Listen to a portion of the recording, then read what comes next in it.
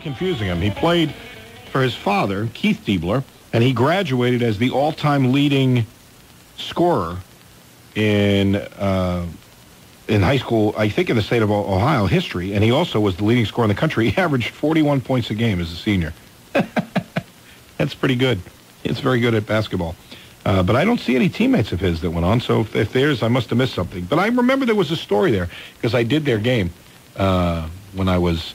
they were in the NIT. Remember they made the NIT run that first year when those kids were freshmen, and I did their games, and I remembered the bio of him. I could swear there was somebody good on that team, but can't put my finger on it, so I'm sorry, but I do know that his bio is pretty strong. 41 points a game as a senior. That's ridiculous in a high school game. You know what's interesting? By the way, speaking of numbers, Junior Bridgman told me his team in high school, he played with Tim Stoddard, who went on to win a national championship at NC State and then have a 12-year career as a major league pitcher. Pete Turgovich, who won a national championship with UCLA, and in a 32-minute game, chew on this number for a minute, Junior Bridgman's high school team in a 32-minute game averaged 96 points a game. They averaged 96 points a game. That's unbelievable.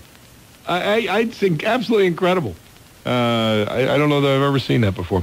We are efforting J. Bruce Miller. Oh, he's going to join us. Okay, good to know we had him. Great. He's going to join us right now. Bruce, welcome. How are you, my friend? Hey, Bob. Glad to talk to you. Well, we visited on the TV show, and it sounded like there was some real kind of encouraging stuff popping with the possibility of the NBA coming here. And, you know, the All-Star game came and went, and we heard the talk about some troubled teams, Sacramento Kings possibly looking to move, and the New Orleans franchise. But we didn't hear Louisville's name bandied about. Should we be discouraged by that?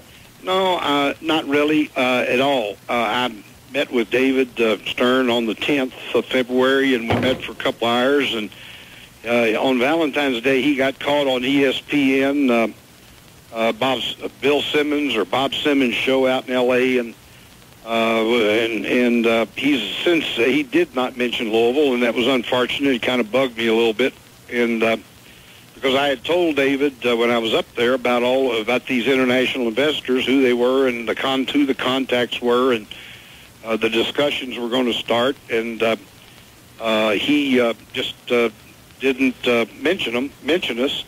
I sent him an email, and he got a hold of me after that, and there was an apology. It wasn't deliberate. It was just he was caught in I think what he thought was going to be a 15-minute interview and turned into an hour one, and it was just, but no, there's not, it doesn't mean a thing. As a matter of fact, the March 1st deadline it was yesterday, and I talked with them up there, sent them an email Friday, and wanted to know if we needed to do anything as a result of a community. And the answer was no. We're going to continue discussing the concepts of everything with your majority investment group, and that's so we don't have to worry about the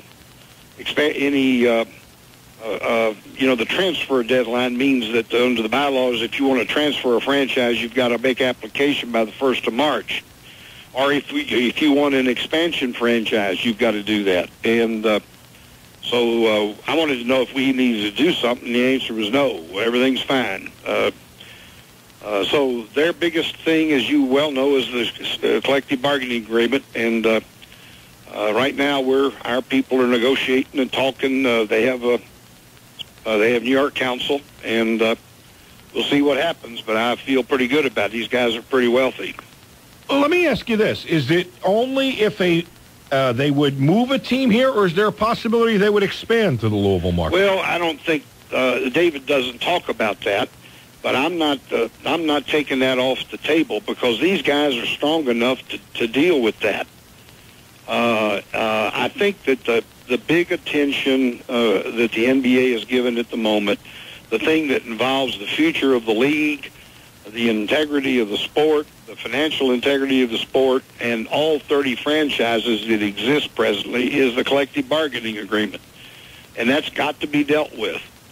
And that affects all the franchises and the future of the league and everything else. So that's far more important than what's going to happen to one franchise or what's going to happen if you're going to make it 31 instead of 30. So what I've said to others, and I would say to you, Bob, is that if it wasn't for the CBA deal, I think we could have this matter hashed out in March and April of this year. But the CBA thing puts a whole different perspective on it, and I think we'll just have to see. We've got to be patient. That'll be a virtue. What, talking to J. Bruce Miller here, who's the figurehead, the spearheading the effort to try and bring the NBA to Louisville. Cushion. But, you know, it's the CBA is such a slippery slope.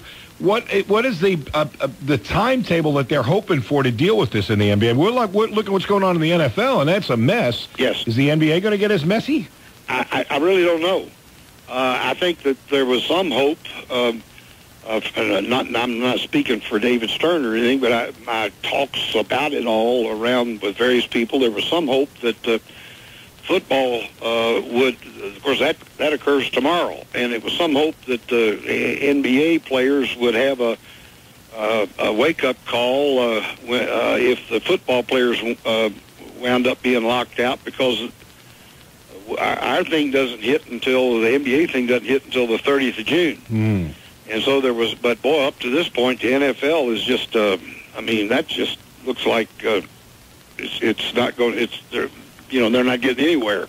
No, it certainly hasn't. And part of it is, as you know, Bruce, you got one group of owners like the Giants and the Steelers. I mean, they make money every year in bucket loads. And then you got people at the other end, like the Jacksonville ownership or the Buffalo ownership, where those guys every year, it looks like it's a financial crisis. Yes. So that's probably made it even more confusing. The NBA has their own bits of confusion, and that is, it sounds as if, and you can shed some light on this, I hear Sacramento and New Orleans mentioned a lot. Sacramento's owned by the Maloofs, who are based out of Las Vegas. Right. Unless they're willing to sell that team, which it doesn't seem likely, they're going to want to keep it somewhere on the West Coast. That's why some of the talk is Anaheim. They have a big, beautiful arena that they also are looking to put some dates in.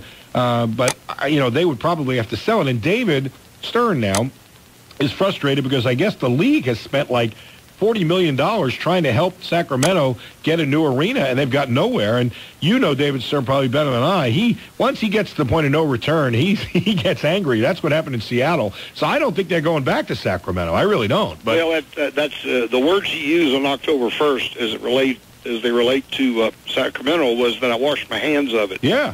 It wasn't $40 million, but it's in the millions they spent with advisors and all sorts of fellas and ladies, I guess, that were trying to figure out a way to do it. And the state's bankrupt out there. And the irony is that the mayor of the town is Kevin Johnson, who used to be an NBA All-Star player. Yeah, that's right. That's true. And he can't get anything done with it. That's right. So.